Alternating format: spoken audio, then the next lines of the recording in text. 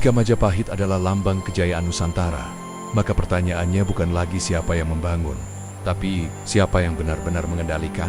Apakah Majapahit lahir dari rahim budaya lokal yang murni, atau justru merupakan hasil dari invasi tak terlihat dari Mongol yang gagal menaklukkan, dari India yang membawa ajaran Hindu, atau bahkan dari peradaban misterius yang telah lebih dulu mengakar di tanah ini?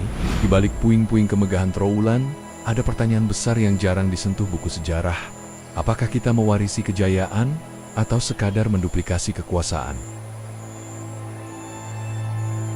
Sebuah kerajaan besar yang pernah berdiri di tanah Nusantara, Majapahit, seringkali dikisahkan sebagai simbol kejayaan masa lalu Indonesia. Namun, semakin dalam kita menyelami akar sejarahnya, semakin kompleks dan kabur garis keturunan peradaban ini. Apakah benar Majapahit adalah warisan asli Nusantara? Ataukah ia merupakan hasil akulturasi kekuatan asing seperti Hindu dari India, atau bahkan jejak langkah kekaisaran Mongol?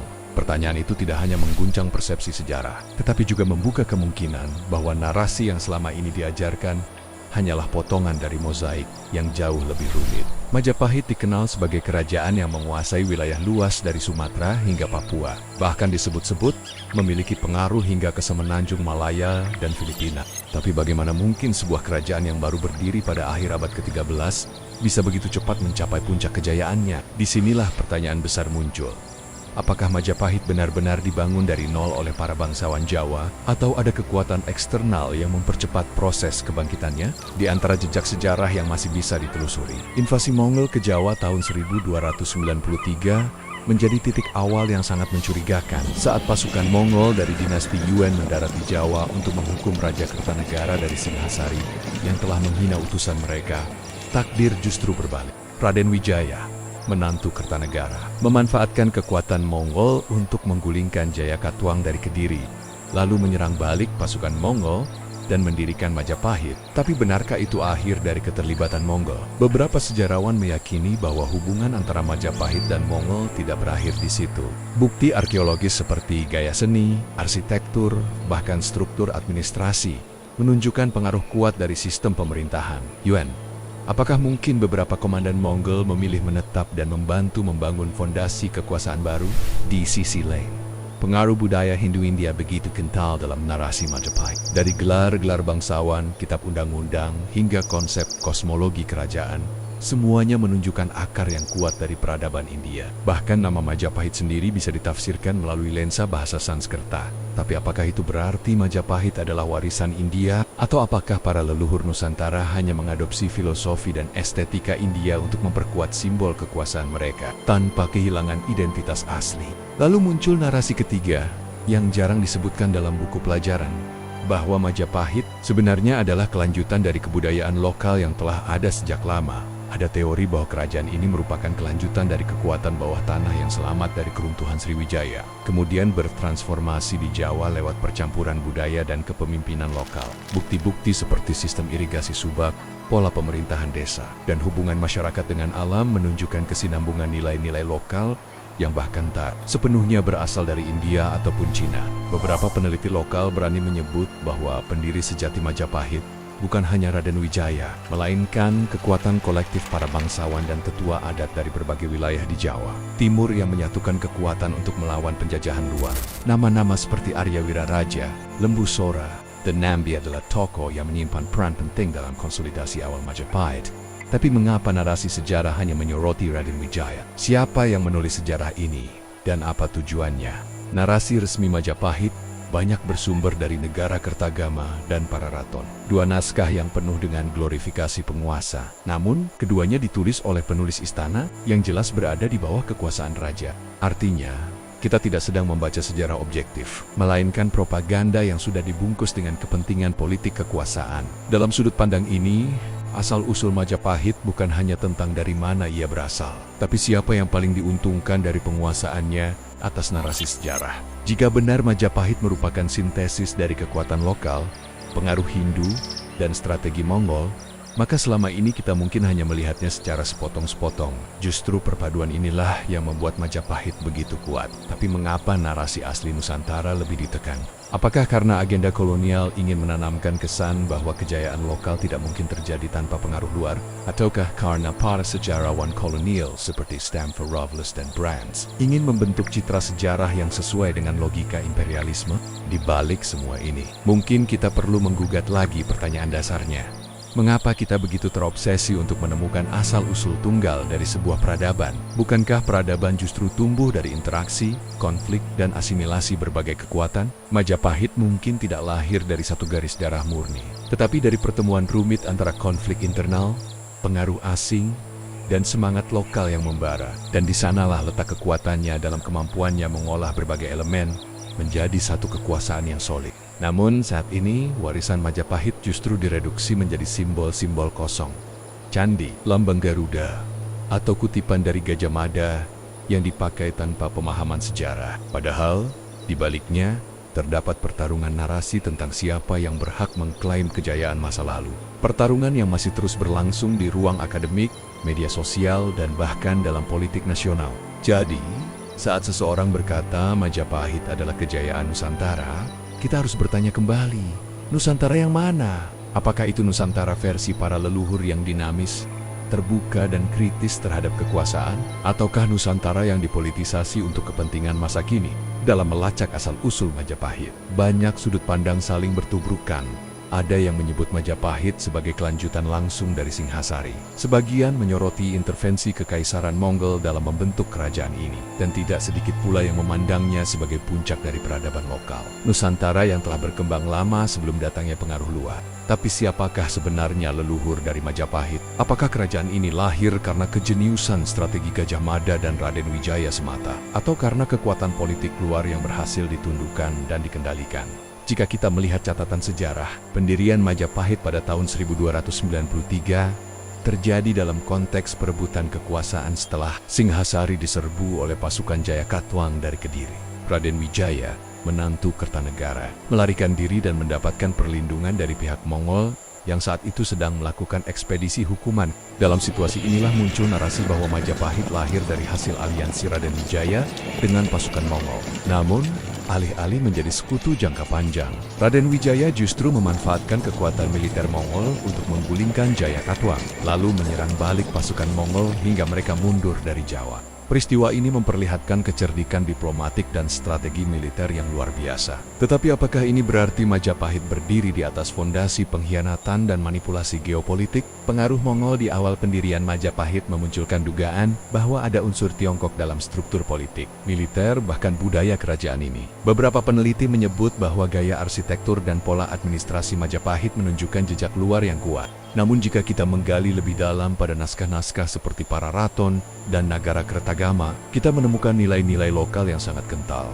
Sistem kasta, upacara keagamaan yang menggabungkan Hindu, Siwa, dan Buddha, serta struktur birokrasi yang mengakar pada sistem desa-desa otonom yang sudah ada sebelumnya. Artinya, meski ada unsur luar, DNA Majapahit tetaplah khas Nusantara. Ia bukan hasil tiruan murni peradaban India atau China, tapi sintesis yang cerdas dari berbagai unsur yang ada dan disesuaikan dengan tanah Jawa.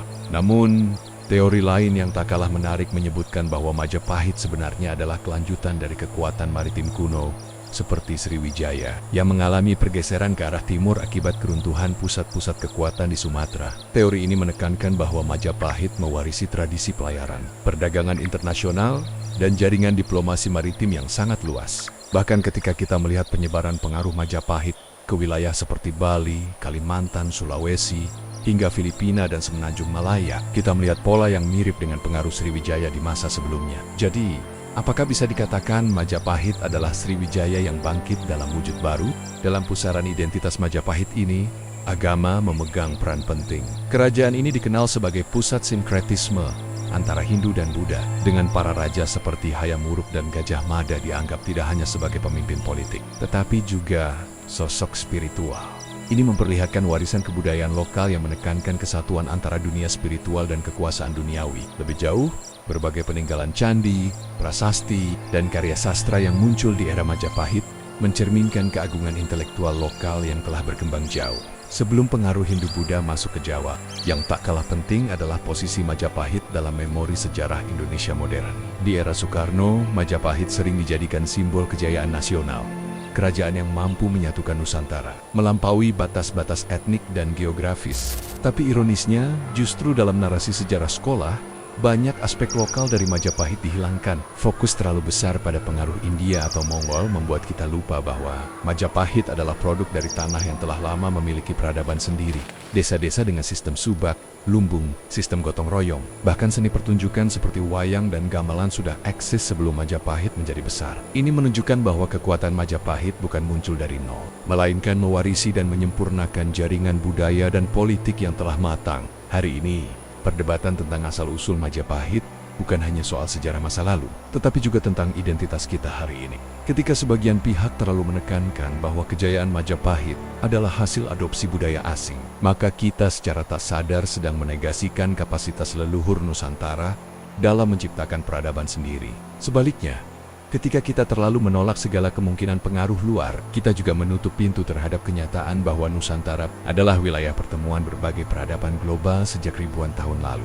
Maka yang harus digarisbawahi adalah, Majapahit adalah cerminan dari kemampuan adaptasi, keberanian politik, dan keluasan budaya bangsa ini. Ia bukan sekadar kerajaan Hindu, bukan kerajaan Mongol, bukan pula duplikasi India. Majapahit adalah Nusantara itu sendiri dengan segala kompleksitas, kekayaan, dan keberaniannya untuk membentuk jalan sejarahnya sendiri.